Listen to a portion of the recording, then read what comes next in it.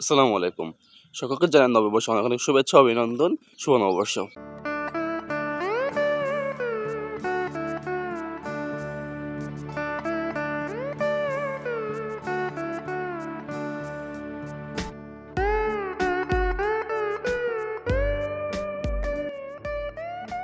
আজ পহেলা বৈশাখ 1433 বঙ্গাব্দ।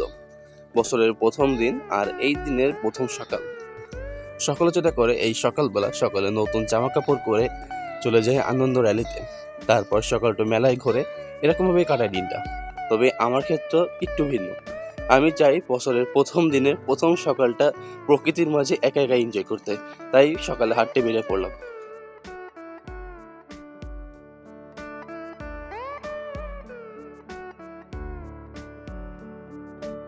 আর এখন হাঁটতেছি হলো নদীর পাড় থেকে। আর নদীর পাড়ে সকালের শান্ত পরিবেশ, সুন্দর মিষ্টি বাতাস, সব মিলে পরিবেশটা অসাধারণ। আমার এই নদীর পাড়ে হাঁটতে সবচেয়ে ভালো লাগে।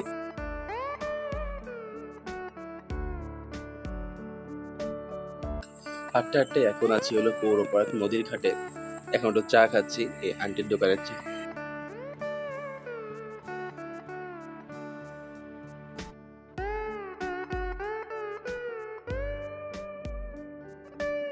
সকালে হাঁটার এই মজাটাই আলাদা। শান্ত পরিবেশ, নদীর সৌন্দর্য, পাখির কিচিরমিচির সব মিলে একটা অসাধারণ অনুভূতি। সাথে মানুষ পার হচ্ছে নৌকা, এটা দেখতেও ভালো লাগে। আসলে এর জন্য আসলে সকালে উঠাটা জরুরি।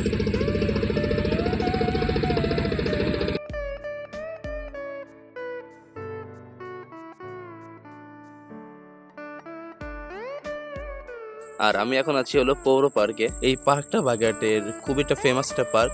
এখানে মানুষ বিকেলে এসে বসে, সকালে অনেকে হাঁটাহাঁটি করে, যে কারণে পার্কটা অনেক ফেমাস। তাছাড়া অনেকে খেলাধুলা করে এখানে এসে।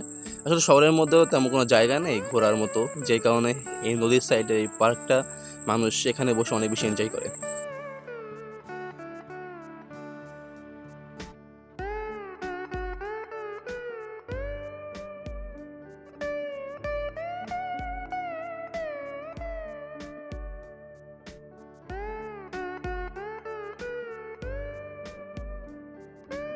নববর্ষের দিনে একটা ঐতিহ্যবাহী খাবার হলো পান্তা ইলিশ।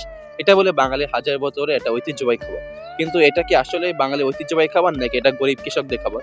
পান্তা ভাত হলো রাতের বেঁচে যাওয়া ভাতগুলোকে পানি দিয়ে রাখা হয় এবং গরিব কৃষকগণ সকালবেলা সময় থাকার কারণে সেই ভাতগুলোই পেঁয়াজ এবং মরিচ দিয়ে খেয়ে তাদের কাজে চলে যান। কিন্তু এখন বর্তমানে বড়লোকদের কাছে এটা হয়ে গেছে একটা ফ্যাশনের খাবার।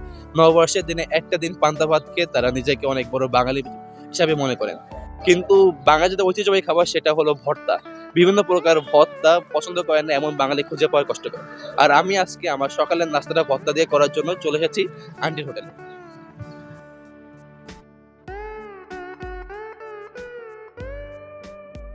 এখন কথা হলো ভর্তা খেতে গেলে আন্টি হোটেলে কেন আসা লাগবে?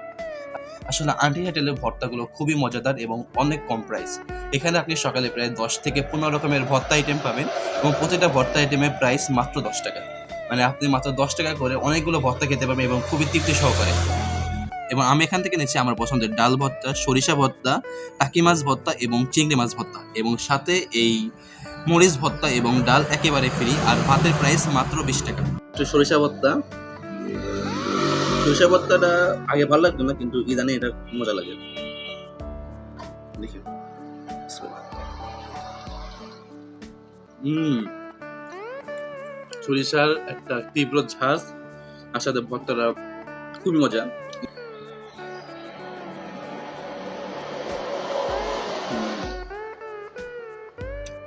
ডাল ভর্তা সবসময় আমার খুব ভালো লাগে এবং টেস্ট অ্যাজ ইউজুয়াল অনেক মজা। একটু এটা হলো টাকি মাছের ভর্তা, একটু ট্রাই করি।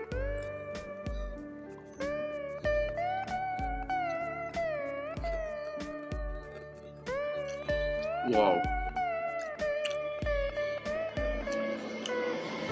অনেকটা ঝাল আর এইটার টেস্ট অসাধারণ। টাকি মাছের ভর্তা খুব মজা। এবার খাবো একটু আমি চিংড়ি মাছের ভর্তাটা। চিংড়ি মাছের ভর্তা ট্রাই করি। হুম,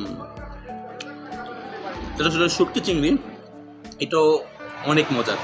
এখানে আপনার ডাল ভর্তাটা আমার সবসময় ভালো লাগে, কিন্তু আজকে টাকি মাছ, সরিষা আর চিংড়ি মাছটা সত্যি অসাধারণ। এবং আপনারা যদি এই দোকানে খেতে আসেন, আশা করি তৃপ্তি সহকারে মানে ভর্তা খেতে পারবেন, এতটাই মজা ভর্তাগুলো। মাত্র আন্টি হোটেল থেকে খাওয়া দাওয়া করে বেরোলাম, আমি এখানে 4 প্রকার ভর্তা দিয়ে ভাত খাইছি এবং আমার বিল আসছে মাত্র 70 টাকা। আন্টির হোটেলের লোকেশনটা হলো মেইন ড্রাইভ ইনস্টিটিউট থেকে কিছু সামনে এসেই রাস্তার বাম হাতে দেখবেন আন্টি হোটেলটা, এবং এই জায়গাটার নাম হলো চিতলি বাগেরহাট। তো এভাবেই কাটলো আমার নববর্ষের সকালটা। ভিডিওটা হয়তো অনেকের কাছে অদ্ভুত লাগতে পারে, কিন্তু আমি যেভাবে সকালটা কাটালাম ঠিক সেটা আপনার কাছে উপস্থাপন করলাম। আপনারা কীভাবে নববর্ষ পালন করলেন সেটা অবশ্যই কমেন্ট করে জানাবেন, এবং ভিডিওটা ভালো লাগলে অবশ্যই লাইক কমেন্ট এবং শেয়ার করবেন, এবং পেজটা অবশ্যই ফলো করবেন, এবং যারা ইউটিউব থেকে দেখছেন তারা অবশ্যই চ্যানেলটা সাবস্ক্রাইব করবেন। দেখা হবে অন্য কোনো ভালো ভিডিওতে। ধন্যবাদ।